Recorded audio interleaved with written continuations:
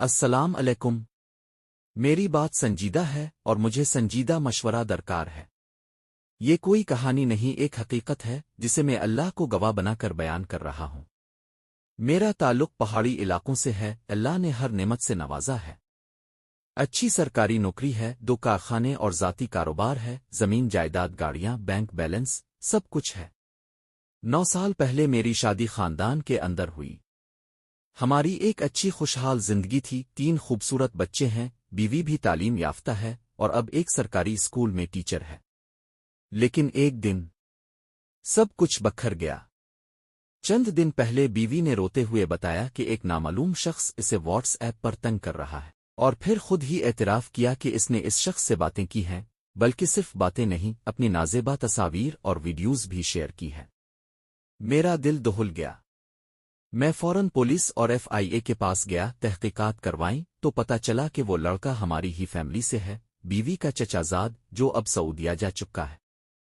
ان کا جسمانی تعلق نہیں ہوا، لیکن جو کچھ ہوا وہ میرے لیے اس سے بھی زیادہ تکلیف دہ ہے۔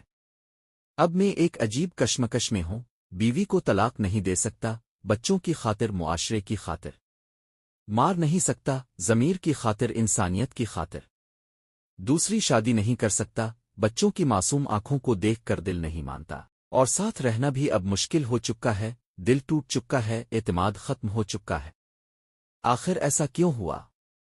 کیوں ایک عورت جسے سب کچھ میسر ہو، پیسہ، عزت، خاندان، محبت، بچے، خوشحال زندگی، وہ بھی کسی اجنبی سے؟ کیا قصور تھا میرا؟ کیا میں بہت زیادہ آزاد خیال تھا؟ کیا میں نے اس پر اندھا اعتماد کیا؟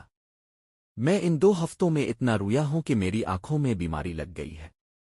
میں صرف یہی کہنا چاہتا ہوں، خدا را، اگر آپ کا گھر بسا ہوا ہے، بیوی وفادار ہے، تو اسے وقت دیں، توجہ دیں، بلاوجہ سوشل میڈیا، ڈرامے، تنہائی، سب زہر ہے۔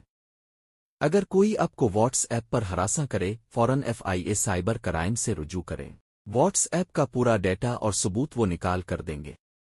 میری غلطی شاید یہی تھی کہ میں نے اندھا اعتماد کیا، اور اب ہر رات اسی سوال کے ساتھ سوتا ہوں کہ مجھے کرنا کیا ہے۔ حرف راز